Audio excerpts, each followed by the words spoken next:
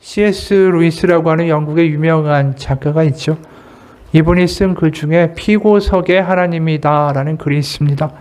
거기서 이 사람이 이런 말을 합니다. 초기 기독교의 신자들은 또 회중들은 유대인들이건 이교도이던 다 죄책감이라는 것을 가지고 있었고 그래서 기독교의 메시지가 들려질 때마다 그게 복음이다라고 느낄 수 있었다. 그런데 현대인들은 자신에게 문제가 있고 병들었고 또 자신들에게 어떠한 죄의식이 있어야 한다라는 생각을 하고 있지 않다. 그래서 고대인들은 피고인이 재판장에게 나아가듯 하나님께 어떻게 보면 경건함과 두려움으로 나아갔지만 현대인들은 오히려 인간이 재판장이고 하나님을 피고석에 세우고 있다. 다시 말해서 하나님이 전쟁과 가난과 질병을 허용하신 것에 대해서 이 납득이 되는 항변과 설명을 내놓으라는 것이다. 그 이야기를 듣고 재판을 하나님의 무죄 방면 아니면 유죄라고 인간이 판단하게 된다. 여기서 중요한 사실은 인간이 판사석에 앉아 있고 하나님은 피고석에 앉아 계시다라는 것이다. 여러분 이 말을 어떻게 생각하십니까? 세상은 점점 하나님이 없다라고 부정하죠.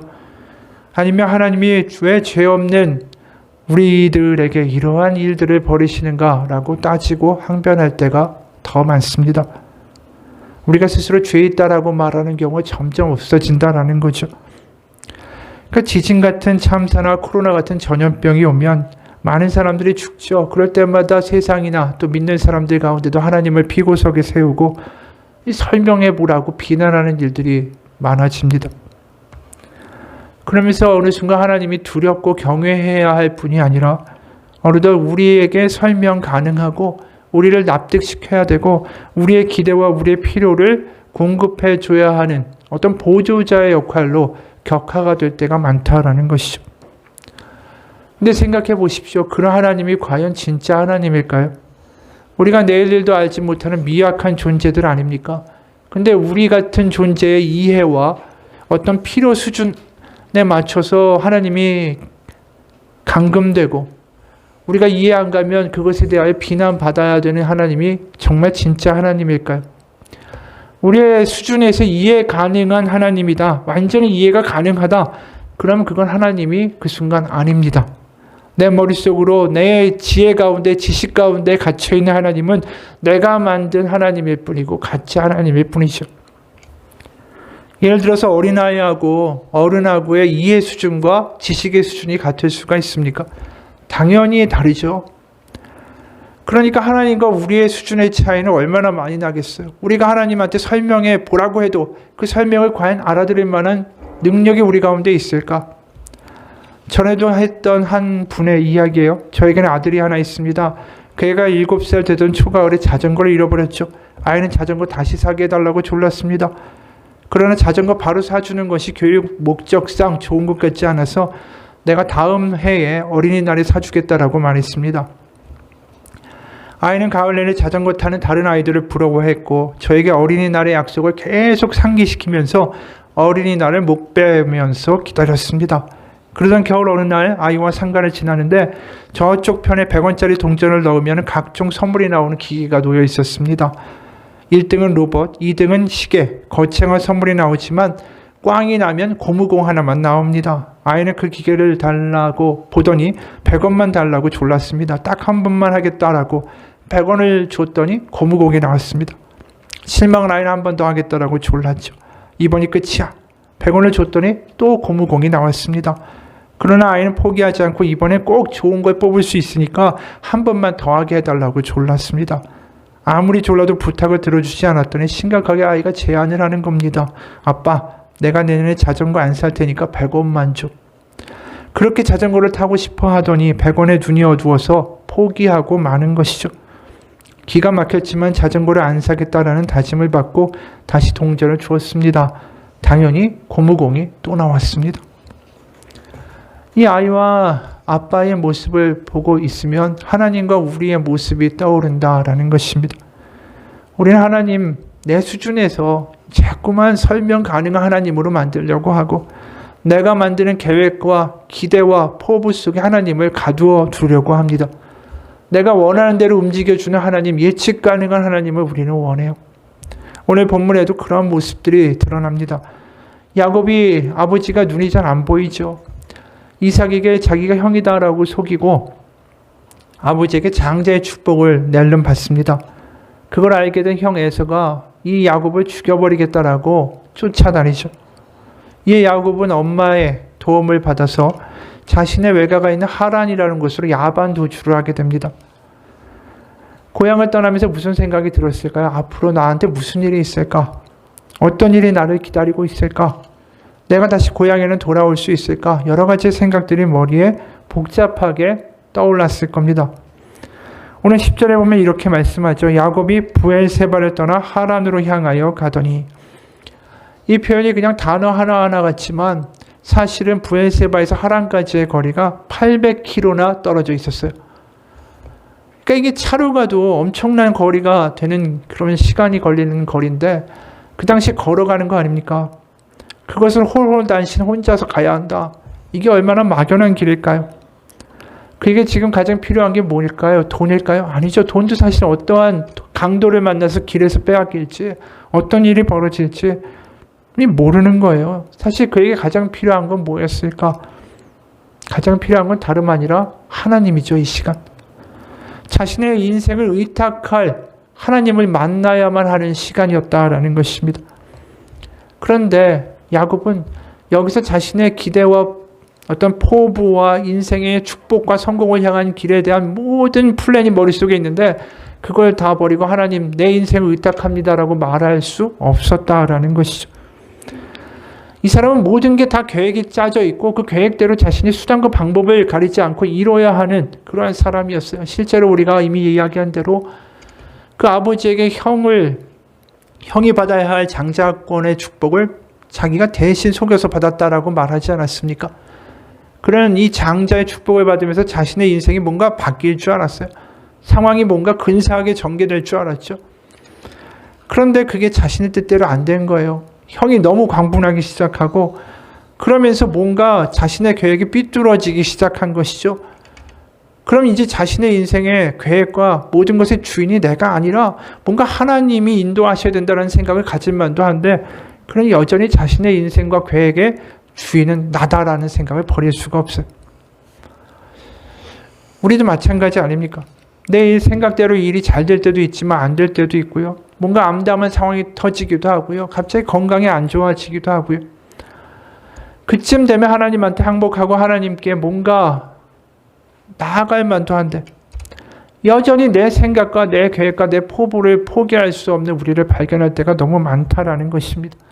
내가 생각할 때 이렇게 하면 내 인생이 편하고 이렇게 하면 뭔가 잘 될 것 같고 5년 후에 이렇게 되고 10년 후에 이렇게 되고 모든 계획대로 가야지만 될 것 같은데 그걸 그냥 하나님이 인도하옵소서라는 말은 차마 입에서 안 나온다라는 것입니다. 사실 내 인생이 어려울 때에 우리가 깨달아야 된 건 내 인생에 정말 필요한 건 하나님이구나. 하나님이 내 인생을 이끌어 가시는 분이구나. 이 고백이 필요한 것인데 그게 잘 안 된다라는 거죠. 오늘 야곱이 아까 이야기한 대로 그게 안 되는 거예요. 그러니까 어떻게 말하냐 하면 11절에 보면 한 곳에 이르러 해가 진지라 거기서 유숙하려고 그곳에 한 돌을 가져다가 베개로 삼고 거기 누워 자더니 이 야곱이 길을 가다가 지쳐서 이제 잠을 자죠. 밤이 되니까. 근데 꿈을 꿔요. 세번역으로 12절에서 14절입니다. 그 꿈의 내용입니다. 그가 보니 땅에 층계가 있고 그 꼭대기가 하늘에 닿아 있고 하나님의 천사들이 그 층계를 오르락 내리락 하고 있었다. 주님께서 층계 위에 서서 말씀하셨다. 나는 주 너의 할아버지 아브라함을 보살펴준 하나님이요 너의 아버지 이삭을 보살펴준 하나님이다. 네가 지금 누워있는 이 땅을 내가 너와 너의 자손에게 주겠다. 너의 자손이 땅의 티끌처럼 많아질 것이며 동서남북 사방으로 퍼질 것이다. 이 땅 위에 모든 백성이 너와 너의 자손 덕에 복을 받게 될 것이다. 엄청난 약속을 이야기하시죠. 근데 먼저 이 장면을 조금 더 풀어보면 이 층계가 있다라고 이야기해요. 이 층계가 뭐냐면 고대 이 메소포타미아 사람들 그 당시에 고대 나라 국가들을 보면 이 돌로 세운 마치 피라미드처럼 생긴 이 지구라트라는 건물이 지금도 흔적이 발견됩니다. 지구라트가 뭐냐면 산처럼 높이 쌓아 올린 건축물인데 특징은 뭐냐면 바닥에서부터 저 꼭대기까지 층기가 끝없이 연결되어 있어요. 그래서 한글 개역 성경에서는 이 대목을 이렇게 번역하고 있죠. 사닥다리가 땅 위에 서 있는데 그 꼭대기가 하늘에 닿았고, 이 말이 뭐냐 하면 지구라트 같이 피라미드처럼 생긴 커다란 건물의 밑에부터 저 하늘 꼭대기까지, 그 건물의 꼭대기까지 끊임없이 계단이 이어져 있더라, 이런 뜻이에요. 거기에 그 지구라트의 꿈을 지금 꾼 거예요, 야곱이. 근데 야곱이 그 지구라트의 꼭대기에 올라가서 하나님을 만난 건 아니고 하나님이 강림하셔서 이렇게 말씀하셨다라는 거죠. 내가 너에게 땅을 줄 거고 네 자손이 땅의 티끌처럼 많아질 거고 이 땅의 모든 백성이 너로 말미암아 복을 받게 될 것이다 라는 약속이에요. 지금 야곱이 원하는 건 이런 약속이 아니에요.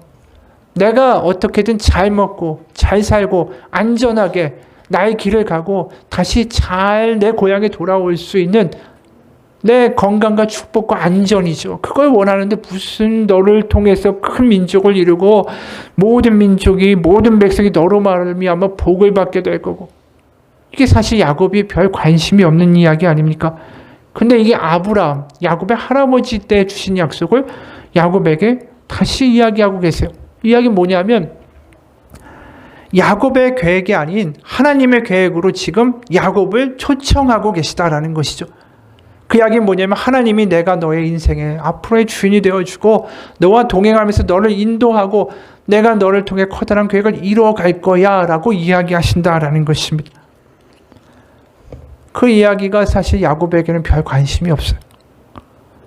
게다가 15절까지 이런 이야기 하시죠. 내가 너와 함께 있어 네가 어디로 가든지 너를 지켜주며 내가 너를 다시 이 땅으로 데려오겠다. 내가 너에게 약속한 것을 다 이루기까지 내가 너를 떠나지 않겠다. 이렇게까지 이야기해 주시는데 반응이 중요하죠. 16절 17절 여기서 야곱이 이렇게 나옵니다. 야곱이 잠이 깨어 이르되 여호와께서 과연 여기 계시거늘 내가 알지 못하였도다. 이에 두려워하여 이르되 두렵도다. 이곳이요 이것은 다름 아닌 하나님의 집이요 이는 하늘의 문이로다 하고, 지금 야곱이 벌벌 떠는 건 뭐냐 하면 하나님이 아니라 바로 이곳이 하나님의 신전이다라는 이야기예요. 이곳에 지구라트와 같은 신전이 있고 하나님이 여기 거주한다. 그러면서 거기서 뭘 해야 된다라는 생각이 딱 들었냐면 18, 19절 아침에 일찍 일어나 베개로 삼았던 돌을 가져다가 기둥으로 세우고 그 위에 기름을 붓고 그곳 이름을 베델이라 하였더라. 이 성의 옛 이름은 루스더라. 베델은 히브리어로 하나님의 집이라는 뜻이에요. 신전이라는 뜻이죠. 이곳에 신전이 있는 곳이다. 그러면서 드디어 그 신전 안에서 자신의 원하는 바를 이야기해요. 20절에서 22절이에요. 야곱이 서원하여 이르되 하나님이 나와 함께 계셔서 내가 가는 이 길에서 나를 지키시고 먹을 떡과 입을 옷을 주시어 내가 평안히 아버지 집으로 돌아가게 하시면 여호와께서 나의 하나님이 되실 것이요 내가 기둥으로 세운 이 돌이 하나님의 집이 될 것이요 하나님께서 내게 주신 모든 곳에서 10분의 1을 내가 반드시 하나님께 드리겠나이다. 하나님이 지금 야곱에게 하시는 이야기의 스케일은 굉장히 커요. 그런데 야곱은 그런 건 다 집어치우고요. 내가 필요한 건 딱 하나예요.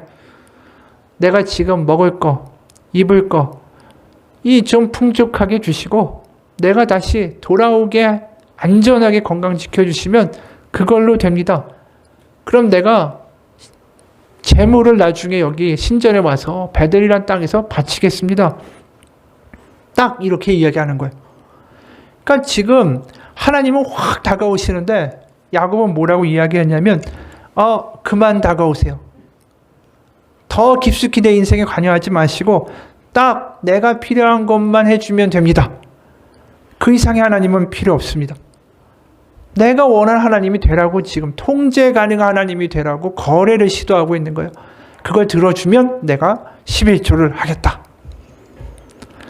사실 우리가 15절의 말씀이 얼마나 대단한 말씀인지 몰라요. 내가 너와 함께 있어서 네가 어디로 가든지 너를 지켜주고 내가 너를 다시 이 땅으로 데려오겠다. 내가 너에게 약속한 것을 다 이루기까지 내가 너를 떠나지 않겠다. 이 말이 정말 무슨 뜻인지를 야곱이 분명하게 깨달았다면 좀 반응이 달랐을 텐데 사실 이 말이 왜 파격적인 말이었냐 하면 고대 사람들에게 신관에 있어서 이거 굉장히 파격적인 이야기예요. 이야기했듯이 지구라트라는 건물을 왜 지었을까요?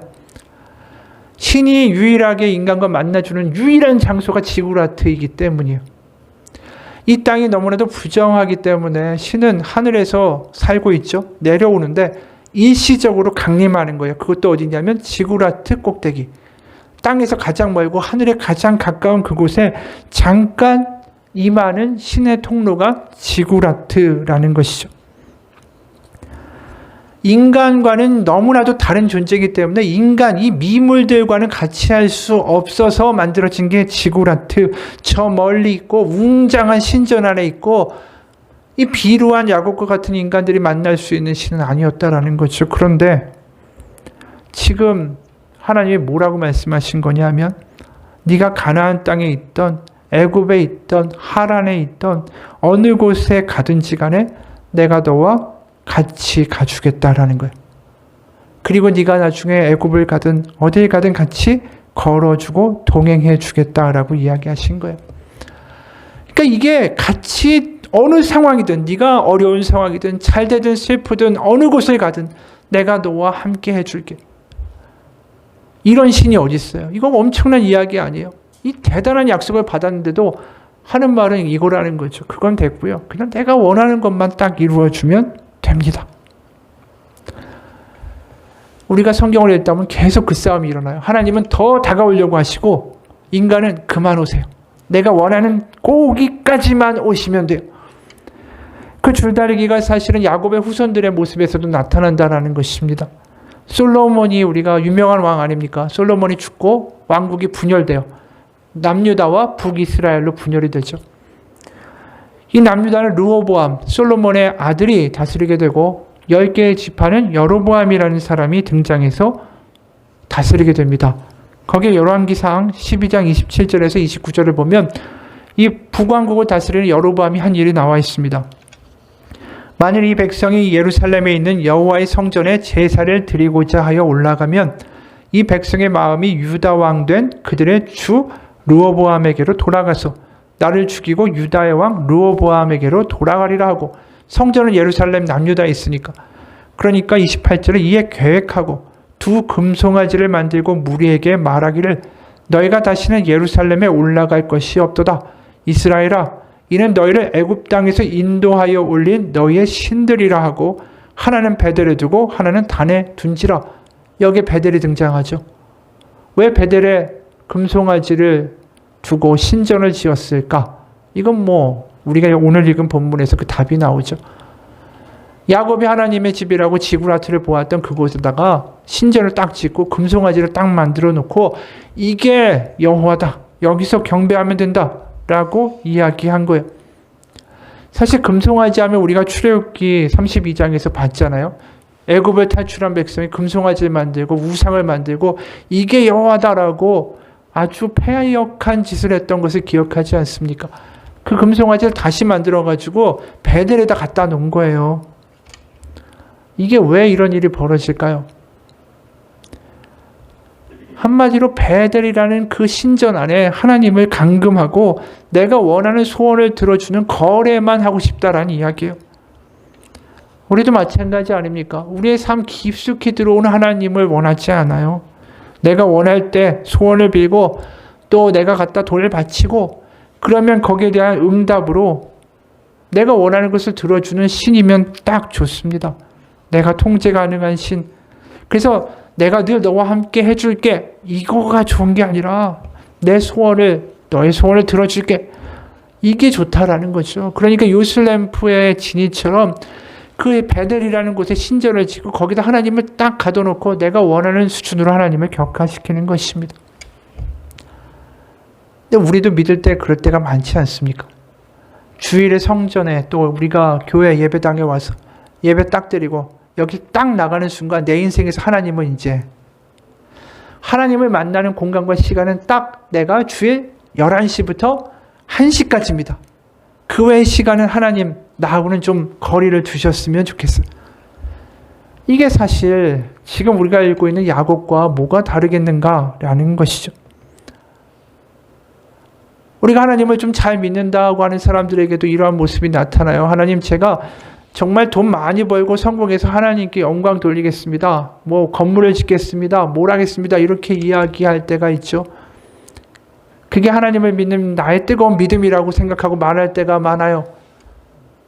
그런데 그러다 보면 어느 순간 내가 내 계획과 돈 벌고 성공하고 잘 되는 쪽으로 냅다 달려가면서 말로만 하나님께 내가 돈을 벌어 영광 올리겠다라고 말할 때가 많다라는 거죠.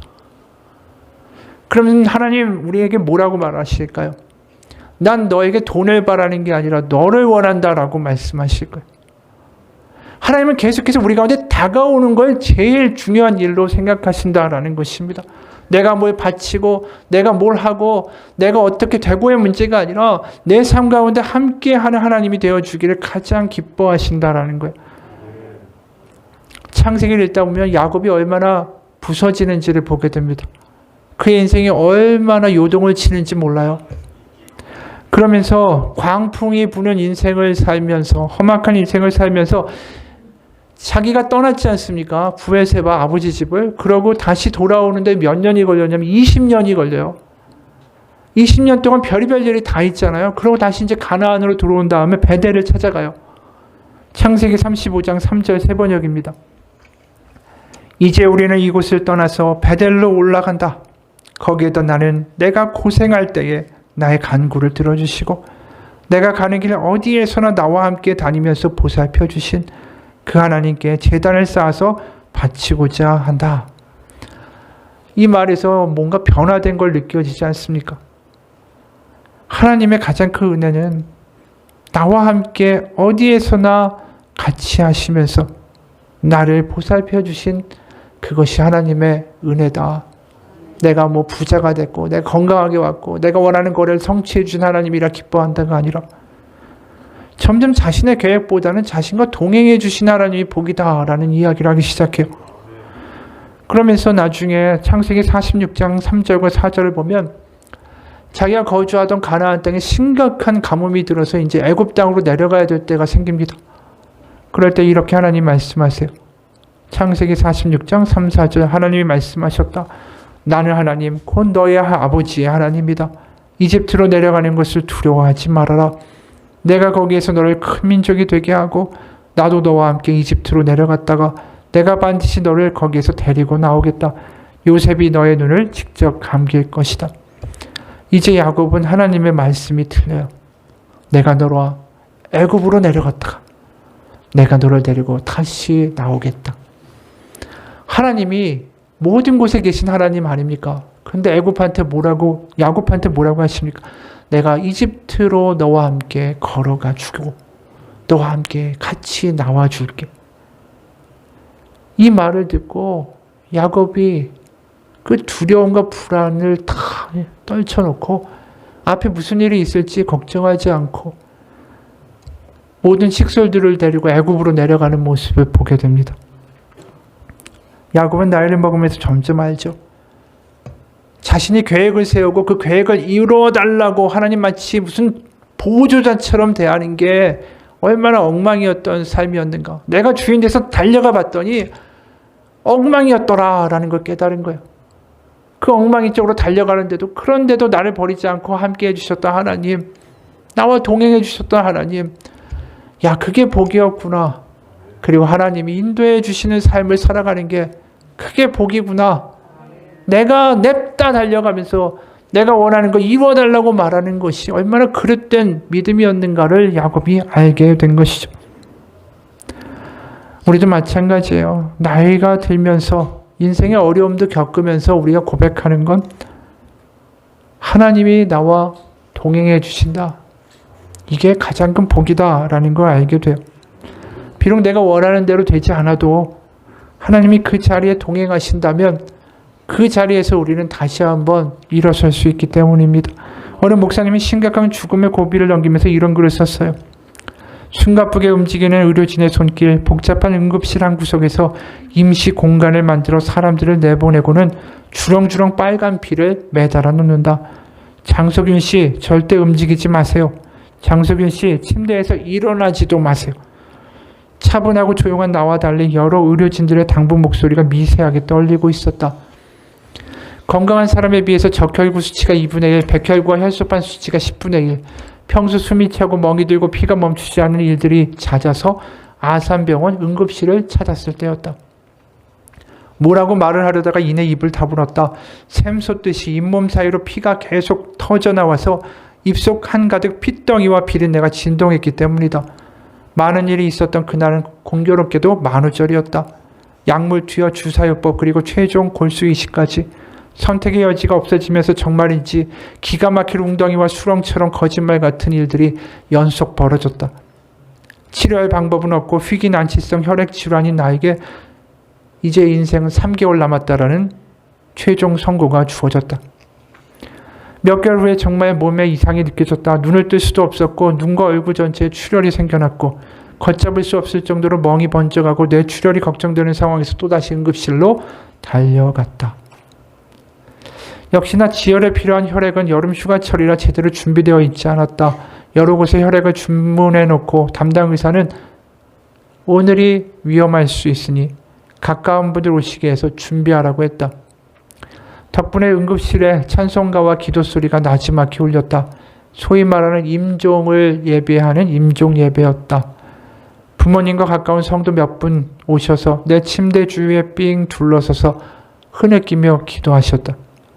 눈물의 강구가 뒤섞인 처절한 그날 오후 내내 시편 40편의 말씀을 떠올렸다. 그리고 마음속으로 계속 그 말씀을 되뇌었다. 저녁 무렵 요란한 구급차 사이렌 소리와 더불어 10명분의 혈액이 도착했다. 그 후 2달의 입원 기간. 몸은 나아지지 않았지만 나는 죽지 않을 것이다 라는 의지의 확신을 넘어서서 하나님의 음성 가운데 평강을 경험하는 시간이 됐다. 정말로 그랬다. 부활하신 예수님의 첫마디가 너에게 평강이 있을지어다. 바로 그 말씀이었다라는 것을 기억하면서 하루하루를 살아가기 시작했다. 나에게 믿음이라는 것은 매일매일을 살아내는 것이었다. 여전히 온몸에 멍과 수혈 부작용이 있고 몇 걸음만 걸어도 숨이 차고 종일 입안에 머금은 피까지 더군다나 잠을 자다가 내부장기 출혈로 죽을 수가 있기 때문에 신경정신과 치료를 받아야 되고 불면증으로 수면제를 복용하는 환우들도 많지만 물론 나에게도 이러한 일들을 경험하는 게 쉽지 않은 일이지만 아침마다 매일 밤 또 자기 전마다 말씀과 찬양을 부르고 매일 아침 눈을 뜨고 누구와 시간 약속이 난 것처럼 말씀과 찬양을 또 불렀다.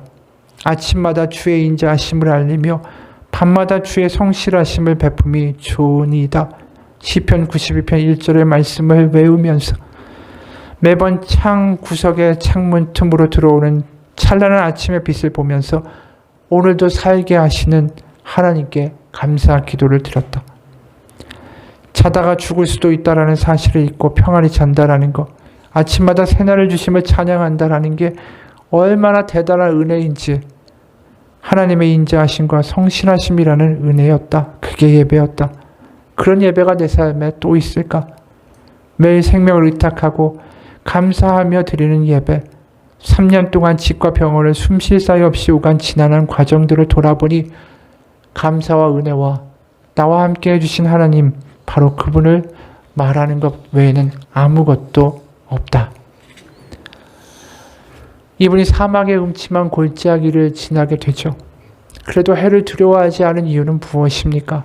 시편 23편 4절의 말씀처럼 주께서 나와 함께 하심이라. 주의 지팡이와 막대기가 나를 안위하시나이다. 이것 아닙니까? 우리가 인생에서 환난과 사망의 골짜기를 좋아할 사람 아무도 없습니다. 다 피하고 싶어 합니다. 하지만 어느 순간 그 자리에 서게 된 나를 발견하는 게 인생이에요. 내가 예상하지 않지만 갑자기 건강이 나빠지기도 하고요. 갑자기 실패를 맛보기도 하고 경제적인 위기를 겪기도 하고 자녀들이 여러 가지로 문제를 일으키기도 하고 우리가 계획하고 꿈꾸던 핑크빛 인생이 갑자기 부수어질 때가 있습니다. 그 날을 피해갈 사람은 이 세상에 그 누구도 없습니다. 그럴 때야 우리는 알게 돼요. 우리가 잘 나가고 우리가 건강하고 모든 것 잘 될 때는 하나님 앞에서 거래하면서 살죠. 하나님 이거 들어주시면 좋겠습니다. 하지만 모든 것들이 빈털터리가 된 것 같은 그때에 우리에게 가장 큰 복은 주님이 나와 함께 하신다. 저 십자가를 보십시오. 우리가 원하는 신의 모습은 뭡니까? 근사한 모습으로 성공과 축복을 약속하고 네가 원하는 소원을 들어주리라. 이런 하나님을 원할지도 모릅니다. 그런 하나님이 되라고 우리가 하나님께 강요하고 내 계획과 내 그림대로 하나님을 감금하고자 할지도 모르죠. 그러나 저 십자가는 내 기대와 내 생각과 내 판단과 너무나도 어긋나는 정반대의 하나님의 모습이 아닙니까? 무력하고 고통 가운데 순환을 겪고 죽으신 십자가에서 우리가 기대하는 그런 영광의 신의 모습을 발견할 수가 없어요. 하지만 그 속에서 오히려 우리는 분명한 한 가지의 빗줄기를 보게 되죠. 사막의 음침한 골짜기에 어둠 가운데 있을지라도 그곳에 내가 너와 함께 한다라는 것입니다. 시편 139편 9절과 10절에 이런 말씀이 있어요. 내가 새벽 날개를 치며 바다 끝에 가서 거주할지라도 거기서도 주의 손이 나를 인도하시며 주의 오른손이 나를 붙드시리이다. 이게 무슨 말씀이에요? 내가 어느 곳에 가 있든 저 바다 끝에 아무도 알지 못하고 모두에게 잊혀진 처지에 낙담한 자리에 있을지라도 주의 오른손이 나를 붙잡아 주실 것이다. 이것을 은혜라고 말하고 있는 것입니다. 이게 하나님이 함께 하신다라는 말에 진정한 복음이 되는 것입니다. 그 사실은 십자가가 우리 가운데 확증하고 보증하고 확언하는 거예요. 그 어떠한 상황에 있다 할지라도 그곳까지 와서 예수님 우리의 손을 잡아주실 수 있는 주실 하나님이시다라는 것입니다. 그래서 예수님의 탄생을 마태복음 1장 23절에서 이렇게 말씀하죠. 보라, 처녀가 잉태하여 아들을 낳을 것이요 그의 이름은 임마누엘이라 하리라 하셨으니 이를 번역한 즉 하나님이 우리와 함께 계시다 함이라. 이게 야곱에게 주신 하나님의 말씀과 뭐가 다르겠어요? 내가 너와 함께 있어서 네가 어디로 가든지 너를 지켜주며 내가 너를 떠나지 않겠다. 야곱이 경험한 은혜가 바로 십자가의 은혜라는 것입니다. 여러분, 예수님은 우리와 함께 한다라는 말을 하실 수 있는 그런 자격이 있는 분이에요. 왜냐하면 우리가 겪는 모든 질고와 수치와 고난과 고통을 몸소 겪으신 하나님의 아들이기 때문입니다. 그래서 예수님이 내가 너를 안다라고 말씀하실 때, 내가 너와 같이 있다라고 말씀하실 때 그 말에 아멘이라고밖에 할 수 없어요. 어느 여성분의 글을 소개합니다. 아버지가 사고로 돌아가셨을 때 아버지는 42살, 엄마는 41살, 난 10살이었다. 아침에 아버지께 등교 인사를 드렸는데 그날 이후 다시는 아버지를 볼 수 없었다. 당시 우리 집은 학교 수업료도 제때 납부하지 못할 만큼 가난했고 41살의 엄마는 하루아침에 시어머니와 5남매를 홀로 부양해야 하는 세대주가 되었다. 초등학교 1학년이 최종 학력인 엄마는 6명의 가족을 부양하기 위해서 큰 짐 자전거로 우유를 배달하셨다. 엄마는 오랫동안 엄마의 이름 대신 해태우유 아줌마로 불리셨다. 엄마의 하루는 새벽 4시에 시작해서 밤 9시가 넘어야 끝이 났다.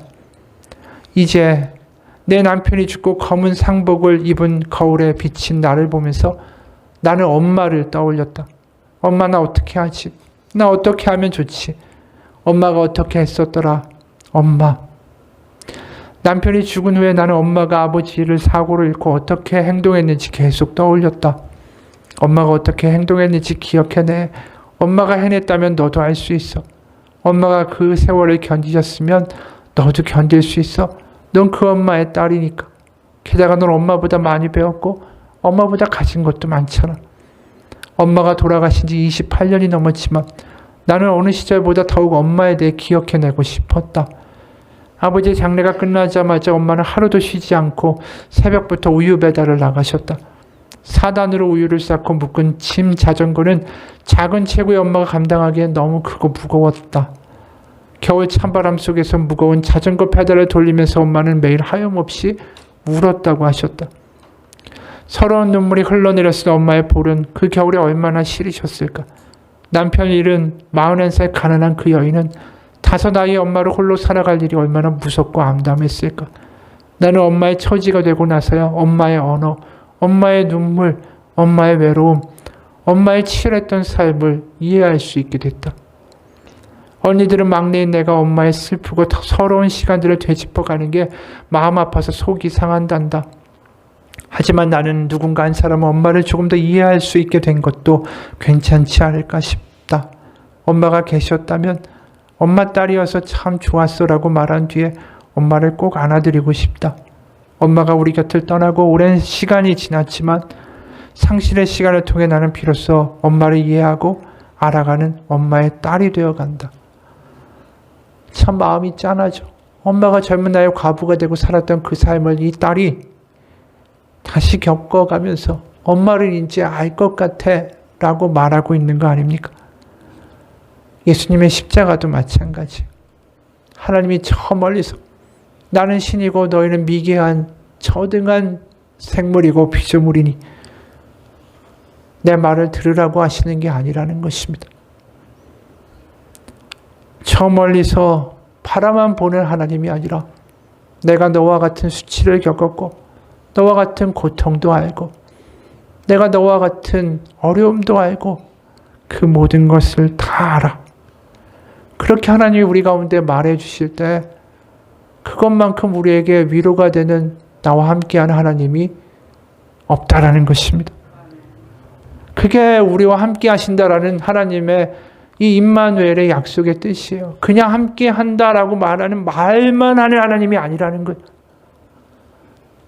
너의 모든 것을 알고 너의 그 눈물과 한숨과 그 아픔의 깊이와 통곡을 알고 내가 너와 함께 있다라고 말씀하시는 것입니다. 마태복음 28장 20절에 이런 말씀하시죠. 내가 너에게 분부한 모든 것을 가르쳐 지키게 하라. 볼지어다 내가 세상 끝날까지 너희와 항상 함께 있으리라 하시니라. 이 약속이 야곱에게 주신 약속이고 우리에게 주신 하나님의 약속입니다. 토조 목사님 이런 말 합니다. 존재하지 않는 신을 부르기 위해서 우주 저쪽까지 들리도록 우리는 고함을 지를 필요가 없다. 주님은 우리의 영혼보다 가까이 계시고 우리의 가장 은밀한 생각보다 더 가까이 계신다. 그래서 심지어 마태복음 25장 35절과 40절에 이런 말씀까지 하시지 않습니까? 내가 주릴 때에 너희가 먹을 것을 주었고 목마를 때 마시게 하였고 나그네 되었을 때 영접하였고 헐벗었을 때에 옷을 입혔고 병들었을 때에 돌보았고 옥에 갇혔을 때에 와서 보았느니라. 이에 의인들이 대답하여 이르되 주여 우리가 어느 때에 주께서 줄이신 것을 보고 음식을 대접하였으며 목마르신 것을 보고 마시게 하였나이까. 어느 때에 나그네 되신 것을 보고 영접하였으며 헐벗으신 것을 보고 옷 입혔나이까. 어느 때에 병드신 것이나 옥에 갇히신 것을 보고 가서 배웠나이까 하리니 임금이 대답하여 이르시되 내가 진실로 너에게 이르노니 너희가 여기 내 형제 중에 지극히 작은 자 하나에게 한 것이 곧 내게 한 것이니라. 이 말씀의 참뜻이 뭘까요? 예수님이 지금도 목마르고 지금도 헐벗고 지금도 병들고 지금도 줄이고 지금도 옥에 갇히고 지금도 나그네 된 삶을 살고 계시다라고 말씀하시는 거예요. 그게 가능할까요? 어떻게 부활하신 승천하신 하나님의 아들이 그런 일을 할 수 있을까요? 그러나 그렇게 말하실 수 있는 하나님이에요. 우리의 어려운 가운데 우리의 어떤 상황 가운데도 그것에 주님이 우리와 함께 하시기 때문입니다. 그것이 우리에게 주는 참다운 복음입니다. 우리가 인생을 살아가면서 냅다 달리는 것, 내 소원을 이루어준 하나님, 내가 원하는 모습이다라고 하나님께 강요하는 모습이 되지 않기 원합니다. 하나님께 내가 이렇게 하겠습니다. 이것을 바치겠습니다. 하나님 내가 원하는 소원을 들어주세요라는 거래도 하지 않았으면 좋겠어요. 하나님이 원하시는 것은 바로 납니다. 나 인생 가운데 매일매일 살아가면서 기도하기 원합니다. 하나님, 나를 아시는 하나님, 내가 어느 상황에 있던 간에 나의 모든 것을 아시는 하나님, 그 하나님 오늘도 나와 동행하여 주옵소서. 나의 인생의 주인 되신 하나님을 믿습니다. 그 기도 가운데 살아가시는 인생 되시게 주님의 이름으로 축복합니다. 같이 기도하겠습니다. 하나님 아버지, 어느덧 기도가 습관이 되고 예배가 습관이 되고 그저 머리 숙이고 내가 원하는 것 중얼중얼 기도하고 또 밖에 나가서 내 마음대로 살고 그러다가 갑자기 문제가 생기면 하나님 왜 이런 일을 나에게 허락했냐고 하나님 원망하고 그렇게 어린아이와 같은 신앙으로 엉망의 신앙으로 하나님을 내 소원을 이루어주는 보조자로 대하며 살았던 모든 시간들이 이 시간 아버지 앞에 회개합니다. 뭐가 잘못된지도 모르면서 내가 세상을 다 아는 것처럼 달려가기에 급급했고 하나님께 오히려 명령하기에 급급했던 나의 모습들을 이 시간 아버지 앞에 회개합니다. 그렇게 엉뚱한 곳을 달려가면서 헉헉대는 나의 모습을 보시면서 하나님은 얼마나 마음이 아프셨을까요? 하나님, 하나님과 같이 걸어가기 원합니다. 내가 달려가는 인생, 뒤쫓아오는 하나님이 아니라 나의 인생에 나의 손을 잡고 나와 동행하시며 가장 선한 길로 우리를 인도하시는 하나님을 경험하는 우리의 믿음이 되게 도와주옵소서. 매일마다 살아있는 믿음이 되게 하시고 주일에 예배만 와서 내가 원하는 소원을 거래하는 거래자가 아니라 매일매일 삶 가운데 하나님과 동행하며 하나님과 같이 숨을 쉬며 하나님께 모든 것을 털어놓고 이야기하며 동반자로 살아갈 수 있는 참다운 믿음으로 살게 하여 주시고 그것이 복음이다라는 것을 살아계신 하나님을 매일매일 만나는 기적들을 우리 삶 가운데 경험하게 하여 주옵소서. 살아계신 우리 주 예수 그리스도의 이름 받들어 기도합니다. 아멘. 우리 같이 기도합시다.